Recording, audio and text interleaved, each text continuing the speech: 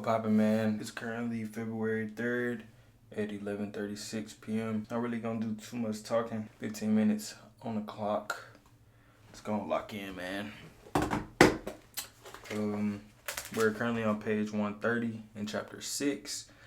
Chapter 6 is You Are What You Think You Are, and starting off with where we picked up from yesterday, it says, asked the young fellow at the weighing station, what's the difference between the grapes priced at 15 cents a pound and those priced at 2 pounds for 35 cents? The difference, he answered, is polyethylene. We sell about twice as many of grapes in the polyethylene bags. They look better that way. Think about the grape example the next time you're selling yourself. Properly packaged, you have a better chance to make the sale at a higher price. The point is, the better you are packaged, the public acceptance will receive. Tomorrow, watch who is shown the most respect and courteous in restaurants, on buses, in crowded lobbies, in stores, and at work. People look at another person, make a quick and often subconscious appraisal, and then treat them accordingly. We look at some people and respond with, "Hey Mac," attitude. We look at others and respond with, "Yes sir," feeling. Yes, a person's appearance definitely talks. The well-dressed person appearance says positive things. It tells people, here's an important person, intelligent, preposterous, and dependable. This man can be looked up to, admired, and trusted. He respects himself, and I respect him. The shabby-looking fellow's appearance says negative things. It says, here's a person who isn't doing well. He's careless, inefficient, and unimportant. He's just an average person. He deserves no specific. He deserves no special consideration. He's used to being pushed around. When I stress respect your appearance in training programs, almost always I am asked the question, I'm sold.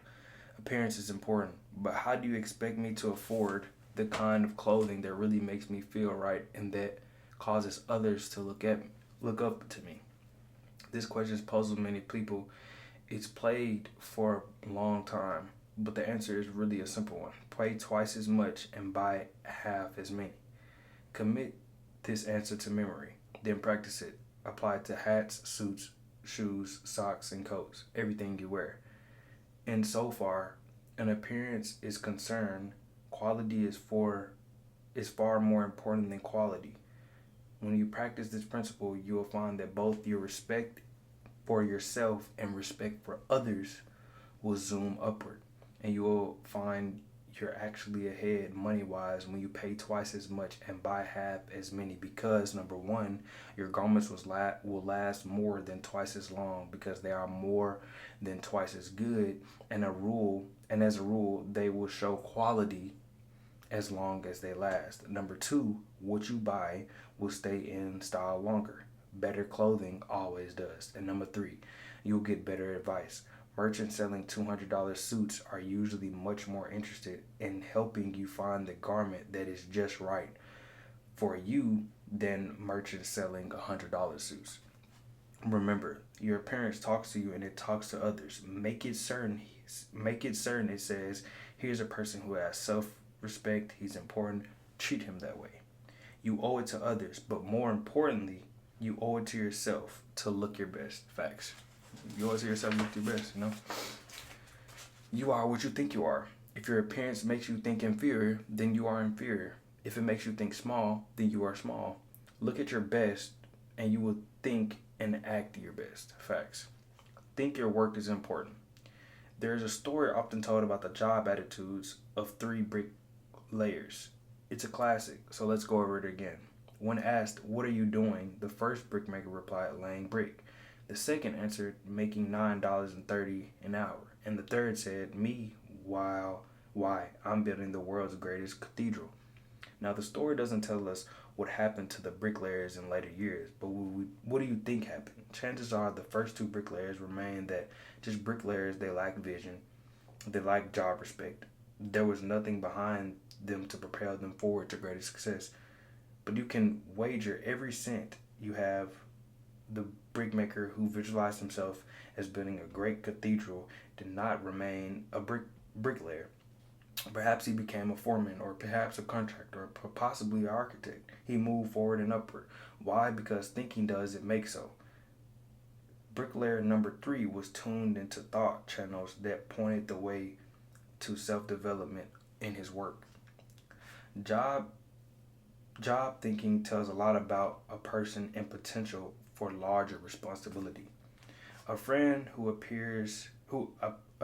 operates a personal selection firm said this to me. One thing we can always look for in an appraising a job applicant for a client is how the applicant thinks about his present job. We are always favorably impressed when we find that an applicant thinks his present job is important, even though there may be something else about it he doesn't like. Why? Simply this. If the applicant feels his present job is important, odds are that he will take pride into his next job too. We found an amazing close correlation between a person's job respect and his job performance. Like your performance, the way you think towards your work says things about you to your superiors, associates, and subordinates. In fact, to everyone whom you will come in contact with. A few months ago, I spent several hours with a friend and a personal director for an appliancy manufacturer. We talked about building men. He explained his personal audit system and what he had learned from it. We have about 800 non-production people, he began, under our personal audit system, and Associate and I interviewed each employee every 6 months. Our purpose is simple. We want to learn how we can help him in his job. We think this is a good practice because each person working with us is important. Else, he wouldn't be on the payroll. We are careful not to ask the employees any point-blank questions. Instead, we encourage him to take about whatever he wants to. We aim to get his honest impressions. After each interview, we fill out a rating form on the employee's attitudes towards specific aspects of his job. Now, here's something I've learned, he went on. Our employees fit into one of 2 categories, Group A and Group B, on the basis of how they think towards their job.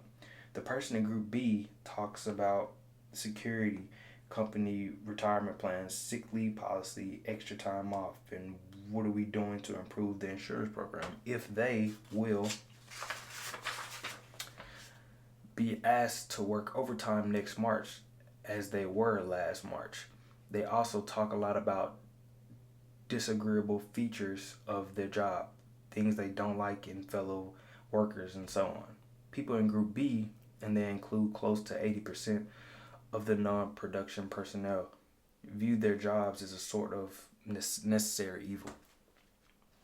A Group A fellow sees his job through different glasses. He is concerned about his future and wants concrete suggestions on what he can do to make faster progress. He doesn't expect us to give him anything except a chance. The Group A person thinks on a broader scale. They make suggestions for improving the business. They regard those interviews in my office as constructive. But the Group B people often feel our personnel audit systems is a brainwashing affair, and they're glad to get it over with. Now, there's a way I check attitudes and what they mean to job success. All recommendations for promotions, pay increases, and special privileges are channeled to me by the employee's immediate supervisor. Almost invariably, it's a Group A person who was recommended. And again, almost without exception, problems come from the Group B category. The biggest challenge in my job, he said, is to try and find people move from Group Group B to A. It's not that easy though, because until a person thinks his job is important and thinks positively about it, he can't be helped. This is concrete evidence that you are what you think you are. What your thought power directs you to become. Think you're weak, think you lack what it takes, then you will lose. Think you are second class this way, and you are doomed to mediocrity. But think instead, I am important, I do have what it takes. I'm a first class performer. My work is important. Think this way and you're headed to success. The key to winning what you want lies into thinking positively towards yourself. The only basis around the only basis around other people have for judging your abilities is your actions. And your actions are controlled by your thoughts. You are what you think you are. Wear the shoes of your supervisor for a few moments and ask yourself which person you would recommend for a raise or promotion. All right. So I'm gonna give y'all how many examples is this? I believe it's 4 examples. All right. So number one, the secretary who executive is out of office spends her time reading magazines on the secretary who uses such time to do the many things that help the executive to accomplish more when he returns. Number two, the employee who says, oh, well, I can always get another job. If they don't like it the way I do my work, I'll just quit. Or the employer who views criticism constructively and sincerely tries to do higher quality work. Three, the salesman who tells a customer, oh, I just do whatever they tell me to do. They said come out and show you if you need anything, or the salesman says, Mr. Brown, I'm here to help you. Number four, the foreman who says to the employee and who tells the employer, or the foreman who says to an employee, to tell you the truth, I don't like my job that much. Those guys up top give me a pain in the neck. I don't know what they're talking about half the time, or what the supervisor says.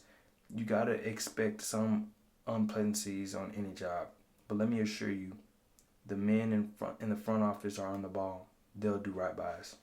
Okay, it isn't obvious why people stay at one level all their lives. Their thinking alone keeps them there. An advertising executive once told me about his agency's informal training to break in new, inexperienced men. As company policy, he said, we feel the best initial training is to start the young fellow who is usually a college graduate as a male boy. We don't do this, of course, because we feel a fellow needs 4 years of college to take mail from one office to another. Our purpose is to give the new fellow maximum exposure to the many varied things which must be done in agency work. After he knows his way around, we give him an assignment. Now, occasionally, even after we've carefully explained why we're starting him out in the mailroom, a young fellow feels the carrying mail is belittling and unimportant. When this is the case, we know we've picked the wrong guy.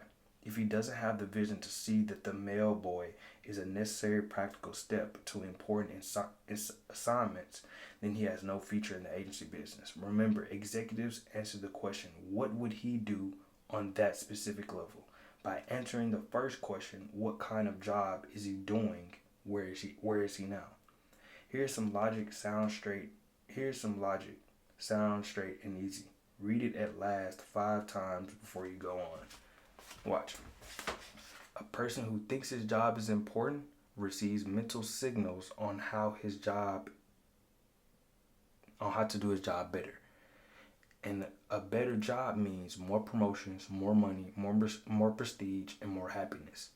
We've all noticed how children quickly pick up the attitude, habits, fear, and preferences of their parents, whether it's be the best food preferences, mannerisms, religion, and political views, or any other type of behavior that the child is a living reflection of how his parents or guardians think. For he learns through imitation. And so do adults. People continue to imitate others throughout life, and they imitate their leaders and supervisors. Their thoughts and actions are influenced by these people. You can check this easily. Study one of your friends and the person he works for and note the similarities in thinking and actions. Here are some ways your friend may imitate his boss or associates. Slang and word choice, the way he smokes cigarettes, some facial expressions and mannerisms, choice of clothing and automobile preferences. There are many more, of course. Another way to note the power of imitation is to observe the attitudes of employees and compare them with those of the chief. When the chief is nervous, tense, worried, his close associates reflect similar attitudes. But when the chief is on top, feeling good, so are his employees. The point is, the way we think towards our job determines how subordinates think towards their job. The job attitudes of subordinates are direct reflections of our own job attitude. It is well to remember that our points of superiority and weakness show up in the behavior of those who report to us, just as a child reflects attitudes of his parents. Can't. All right, so that's it right there. I'm gonna probably just stop it. We're gonna be on page 138, chapter 6. You are what you think you are, and yeah. So y'all stay blessed. Y'all stay encouraged. Get up with y'all tomorrow.